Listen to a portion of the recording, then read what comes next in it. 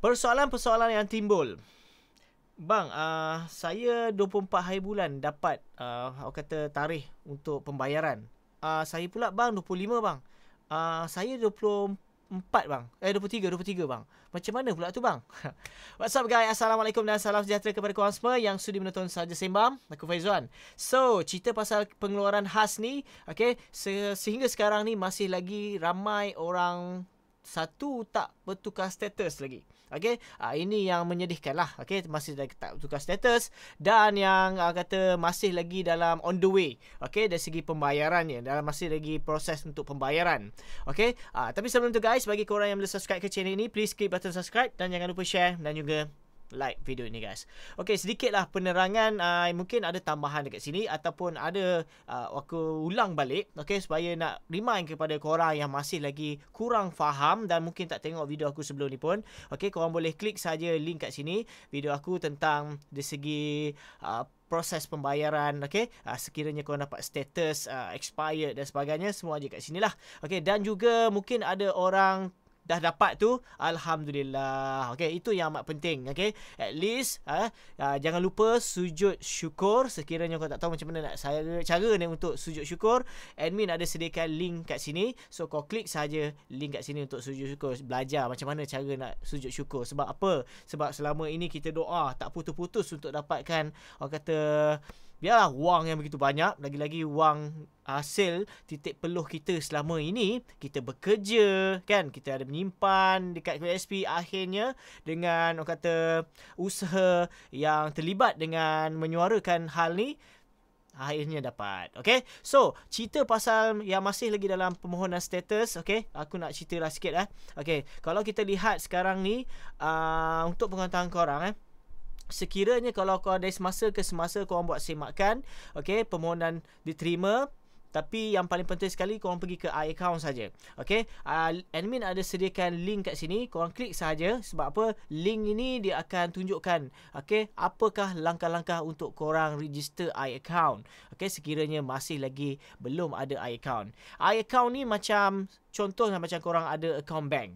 Okay, so kalau account bank tanpa Maybank to you, sama juga korang ada account CIMB tanpa CIMB Click, banking online. So macam mana korang nak tengok dia punya statement ataupun orang kata baki korang ada berapa dan sebagainya. Okay, so lebih kurang macam tu. So kewajipan ataupun tidak tu bergantung kepada orang kata proses, okey, ataupun kelebihan dekat situ untuk korang buat semakan.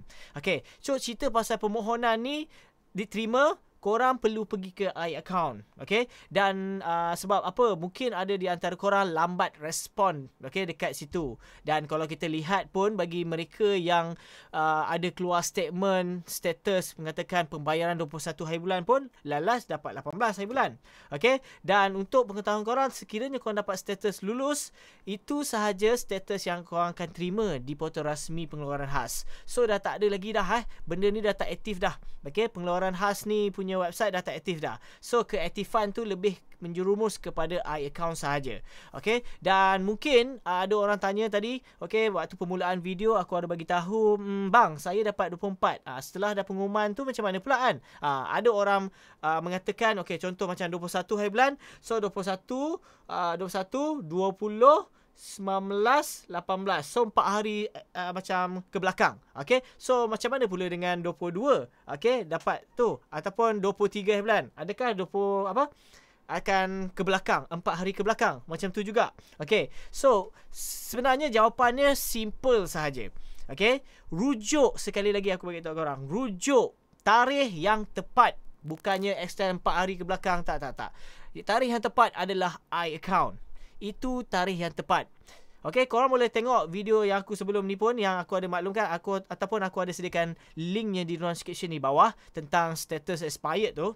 Okey, so aku akan ada tunjukkan paparan sekiranya kalau kita tengok situ dia ada 2 jadual. Okey, 2 jadual. Bila setelah korang dah klik saja withdrawal history, pengeluaran khas. Lepas tu dia akan ada satu jadual pertama, satu jadual kedua. Kosong sekiranya korang masih lagi belum dikreditkan tetapi dah approve, dapat status aktif. Okay, so dia ada kat situ. So sekiranya kalau macam pengkreditan berlaku pada tarikh tersebut, dia akan pergi ke jadual yang kedua, dan jadual yang pertama tersebut dia akan jadi status expired lah. Aku tak cerita pasal ni sebab ni dah aku dah ulang dah. Okay, cumanya rujukannya yang paling tepat sekali iAccount tu sendiri.